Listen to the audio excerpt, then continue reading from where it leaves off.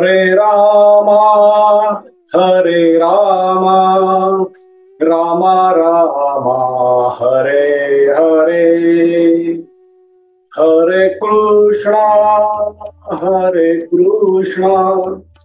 कृष्णा कृष्णा हरे हरे हरे रामा रामा रामा हरे हरे हरे कृष्णा कृष्णा कृष्णा हरे हरे।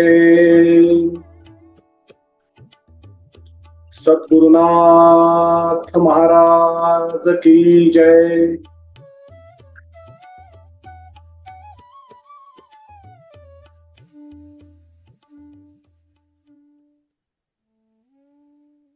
अध्यात्म यात्रेच्या 10व्या टप्प्यात 10व्या भागात म्हणजेच 10व्या प्रवचन पुष्पात सहभागी झालेल्या माझ्या सर्व सहप्रवासी साधक बंधू भगिनी आणि मातांनो, आपल्या हृदयात सदैव उपस्थित आणि उपलब्ध असलेल्या भगवंतास आणि गुरुतत्वास साष्टांग नमस्कार।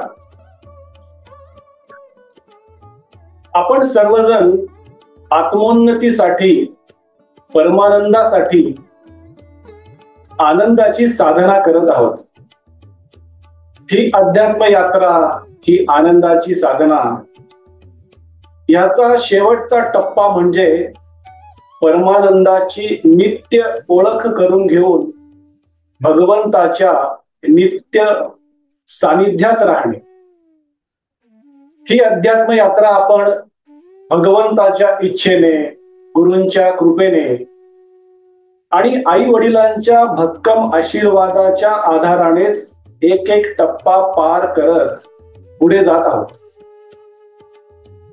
या अध्यात्म यात्रेचा एकमेव प्रामाणिक, अतिशुद्ध आणि अतिपवित्र उद्देश म्हणजे आपण जीवनाच्या 5 स्तरावर शारीरिक, मानसिक, भावनिक, बौद्धिक आणि आध्यात्मिक स्तरावर समसमान प्रगती करावे, परिपूर्ण यशस्वी व्हावे आणि जीवन अंतर्बाह्य आनंदी, शांत, समाधानी, प्रसन्न, प्रेमळ, करुणामय, विवेकी, विनम्र आणि त्याचबरोबर शरीरही निरोगी ठेवावे। हे करत असताना आपल्या गुरूंची, आपल्या आई वडिलांची प्रतिष्ठा सतत वृद्धिंगत व्हावी। गुरूंच्या प्रती, भगवंताच्या प्रती आपला समर्पण भाव स्थिर व्हावा आणि आपल्या सुयोग्य अशा आचरणामुळे आपल्या गुरुची आणि आपल्या आई वडिलांची प्रतिष्ठा वृद्धिंगत व्हावी। हाच या अध्यात्म यात्रेचा, प्रवचन मालिकेचा, आनंदाच्या साधनेचा प्रामाणिक, अतिशुद्ध आणि अतिपवित्र उद्देश आहे। अध्यात्म यात्रेचा हा 10वा भाग आहे। मागील भागापासून आपण भगवद्गीता आणि ज्ञानेश्वरी याच्या पहिल्या अध्यायाचे अध्ययन करण्यास प्रारंभ केला।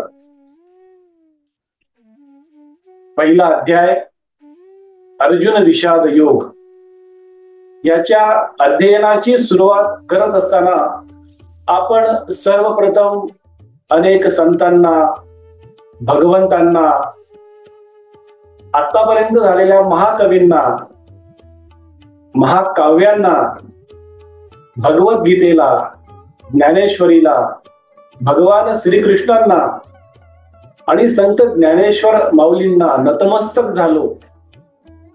त्यांना मनोभावे नमन केले आणि त्यानंतर आपण पहिल्या अध्यायाचा सारांश समजून घेतला।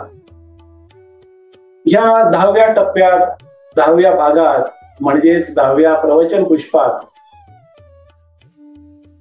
आपण महाभारताचा महिमा समजून घेणार आहोत आणि त्यानंतर मोहाने ग्रासलेला मनुष्य म्हणजेच धृतराष्ट्र, एक आंधळा पिता, दुर्योधनाचा आंधळा पिता, ह्याच्या मनाचा भाव कसा होता, तो कशामुळे मोहाने ग्रासलेला होता आणि एका मोहाने ग्रासलेल्या मनुष्याच्या जीवनामध्ये कशा प्रकारे अडचणी ओढावून घेतल्या जातात, हे आपण ह्या भागात 10व्या टप्प्यात समजून घेणार आहोत. महाभारताचा महिमा इतका अथांग आणि थोर आहे की महाभारताच्या काळापासूनच ह्या अखिल सृष्टीमध्ये ज्ञानाची संपत्ती निर्माण झाली आणि ती स्थापन झाली. महाभारताच्या काळापासूनच सद्गुणांचा विकास कसा करावा ह्याचे ज्ञान सर्वत्र पसरू लागले आणि त्यामुळे दुर्गुणांचा, पापाचा परिणाम कमी कमी होत जात होता. कारण महाभारत हे आद्य आध्यात्मिक गुरु, या सृष्टीतील पहिले आध्यात्मिक गुरु महर्षी वेद व्यासांच्या लेखणीतून श्री गणपतींनी लिहिला होता. आणि महर्षी वेद व्यासांची भाषा इतकी मधुर, इतकी गोड आणि इतकी नाजूक होती आणि आहे की आजही 5000 वर्षानंतरही त्या भाषेचा प्रभाव, मधुरता, गोडवा, भगवद्गीता आणि त्या आधारे असलेली ज्ञानेश्वरी याचे अध्ययन करताना आपल्याला नक्कीच होते. ज्याप्रमाणे वसंत ऋतूमध्ये फुलांची बाग अधिक बहरून येते, अधिक सुंदर दिसते आणि अधिक सुवासिक दिसते, ज्याप्रमाणे एक साधे सोने सोनाराकडे गेल्यानंतर त्याचे आकर्षक अलंकार होतात, त्याचप्रमाणे महाभारतात वापरलेले शब्द, महाभारत नावाच्या महाकाव्यात वापरलेले शब्द महर्षी वेदव्यासांच्या लेखणीमुळे, त्यांच्या मनातील असलेली मधुरता, गोडवा यामुळे अधिक आकर्षक बनते, अधिक नाजूक बनते. आणि महाभारताच्या ज्ञानामुळे ही अखिल सृष्टी शहाणी महर्षी वेदव्यासांनी केली असेच म्हणावे लागेल जेव्हा आपण महाभारताचा महिमा गात असू. ह्या जगातील प्रत्येक तत्वज्ञानी मनुष्य, मग तो कोणत्याही देशाचा आणि धर्माचा असो, प्रत्येक आध्यात्मिक गुरु हा महाभारताचा आणि भगवत गीतेचा सहारा घेतल्याशिवाय एकही शब्द बोलूच शकणार नाही. कारण महाभारत आणि त्यातील असलेली 700 श्लोकांची भगवद्गीता हे ज्ञानाचे पहिले आणि अंतिम स्थान आहे. ज्याप्रमाणे दुधापासून दही निर्माण होते, दह्यापासून ताक, ताकापासून लोणी आणि लोण्यापासून तूप निर्माण होते. तूप म्हणजे दुधाचाच अर्क. त्याचप्रमाणे वेद, शास्त्र, पुराणे, उपनिषद, महाभारत या सर्वांचा अर्क म्हणजे श्रीमद भगवद्गीता. दुधापासून जसे तूप निर्माण होते त्याप्रमाणे वेद, शास्त्र, पुराणे, उपनिषद, महाभारत ह्यापासून निर्माण झालेले ज्ञानाचे पहिले आणि अंतिम स्थान म्हणजे 700 श्लोकांची भगवद्गीता आणि त्या भगवद्गीतेच्या आधारावर प्राकृतमध्ये केलेली अंतिम ज्ञानाचे स्थान म्हणजे संत ज्ञानेश्वर माऊलींनी प्रकट केलेली श्री ज्ञानेश्वरी आहे. त्यामुळे सर्व साधक बंधू भगिनी आणि माता ह्या सर्व श्रोत्यांना एक कळकळीची विनंती आहे की आपण सर्वजण भगवद्गीता आणि ज्ञानेश्वरी आणि महाभारताचा महिमा गात असताना, ह्याचे अध्ययन करत असताना अगदी शुद्ध मनाने, सहज मनाने, प्रेमळ मनाने, स्थिर मनाने आणि निवांत मनाने याचे अध्ययन करूयात. भगवद्गीता आणि ज्ञानेश्वरीचे अध्ययन करताना कोणत्याही प्रकारची घाई आपण करणार नाही. हळूहळू टप्प्याटप्प्याने, क्रमाक्रमाने संत ज्ञानेश्वर माऊली आणि भगवान श्रीकृष्ण आपल्याला प्रत्येक श्लोकातील संदेश, ज्ञानेश्वरी मधील असलेल्या प्रत्येक ओवीचा उपदेश, सूचना, मार्गदर्शन आपल्याला सांगणार आहेत. आपण सर्वजण भगवद्गीतेमध्येच भगवान श्रीकृष्णांना आणि प्रभू श्री रामांनाही पाहूया. ज्ञानेश्वरीमध्ये संत ज्ञानेश्वर माऊलींना देखील पाहूयात. तेच आपल्याला मार्गदर्शन करत आहेत. अहो, त्यांनी जर ठरवलं तर एका गवताच्या नाचणाऱ्या पात्याकडूनही ही वाणी सेवा करून घेऊ शकतात.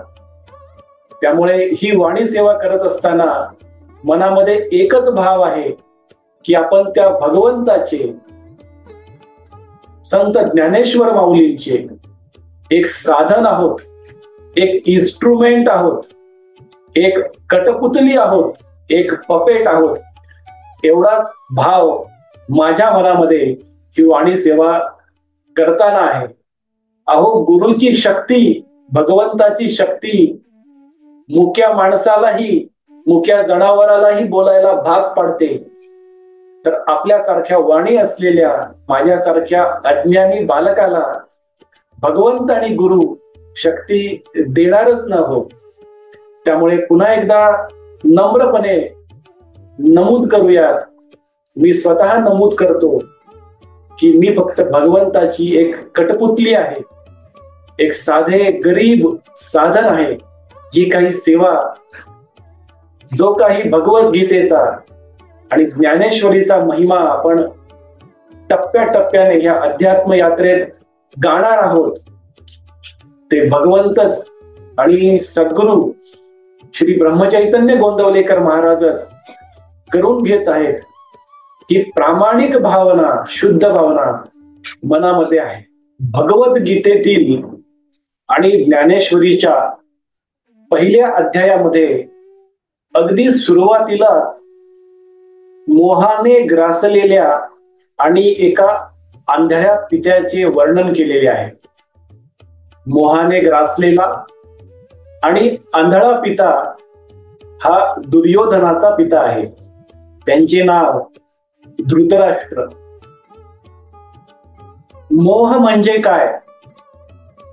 तर जी वस्तू आपली नाही,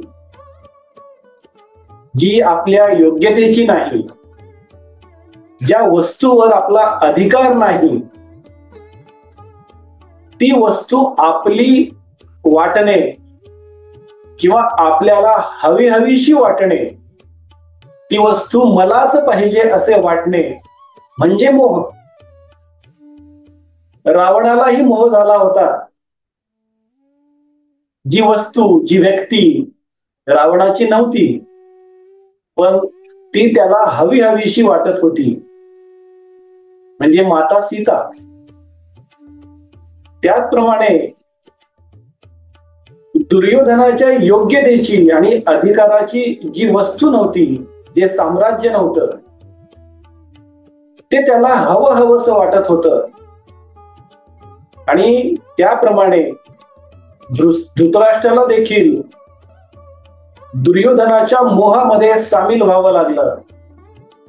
दुर्योधनाला योग्यता नसलेल्या संपत्तीचा मोह झाला होता, तर धृतराष्ट्राला त्याच्या पुत्राचा मोह झाला होता, जो योग्य नव्हता.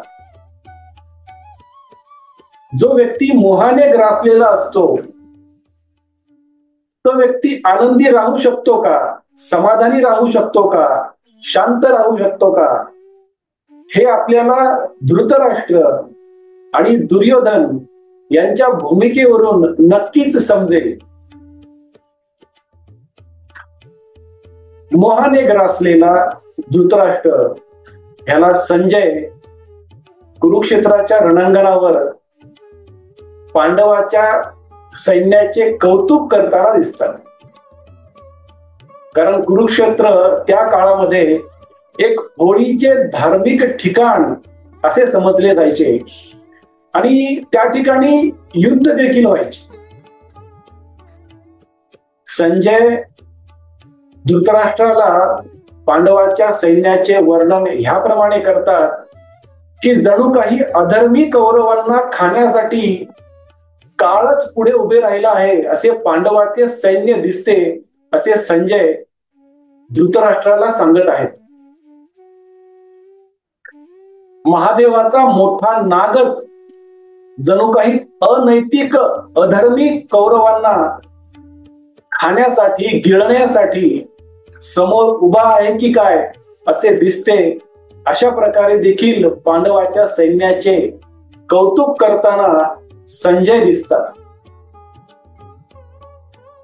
एखाद्या मोठ्या जंगलात प्रचंड प्रमाणे आग लागावी आणि त्या आगीमध्ये लहान लहान प्राणी भस्म होणार आहेत, त्याप्रमाणे देखील पांडवाचे सैन्य दिसत आहे.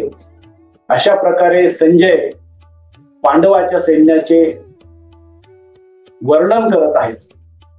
हत्तीचा कितीही मोठा गट समोर आला तर सिंह कधीच घाबरत नाही, अशा सिंहाची उपमा देऊन देखील पांडवाच्या सैन्याचे कौतुक करताना संजय दिसतात.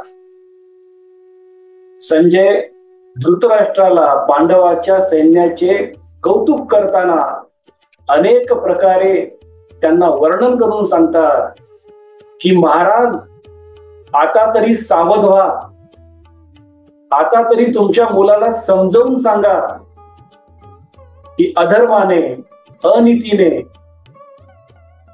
आचरण करू नको. हे नकळतपणे अप्रत्यक्षपणेच सांगताना दिसतात. कारण धृतराष्ट्राला थेटपणे प्रत्यक्षपणे सांगण्याची हिंमत कदाचित संजयकडे त्या काळात त्यावेळी नव्हती. कारण धृतराष्ट्र म्हणजे महाराज आणि त्यांचा मुलगा युवराज दुर्योधन यांना प्रत्यक्षपणे सांगण्याची हिंमत कधी कुणालाही नसेल. पण भगवद्गीतेच्या माध्यमातून अशाच प्रकारे अप्रत्यक्षपणे नकळतपणे भगवान श्रीकृष्ण आणि ज्ञानेश्वरीच्या माध्यमातून संत ज्ञानेश्वर माऊली आपल्यालाही नकळतपणे किंवा थेटपणे समजावून सांगत आहेत की जी वस्तू आपली नाही, जी व्यक्ती आपली नाही, जी परिस्थिती आपली नाही, ती आपली समजण्याचा मूर्खपणा मनुष्याने करू नये.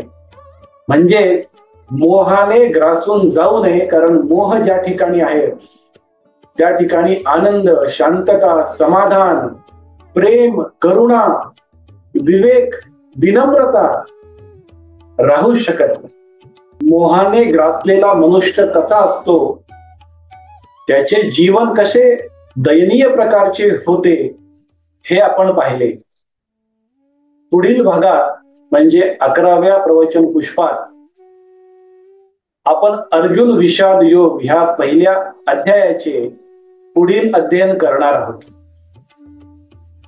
आज आपण सर्वांनी वाणी सेवा करण्याची संधी आणि सौभाग्य दिले, त्याबद्दल आपणा सर्वांचा सदैव ऋणी आणि कृतज्ञ राहील.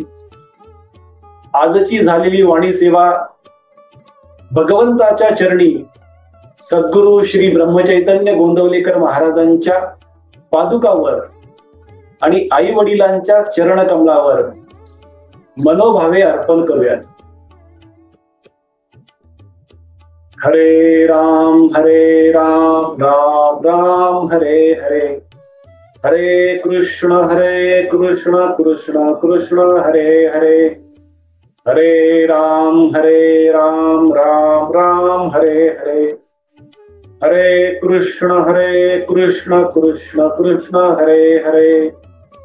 सद्गुरुनाथ महाराज की जय।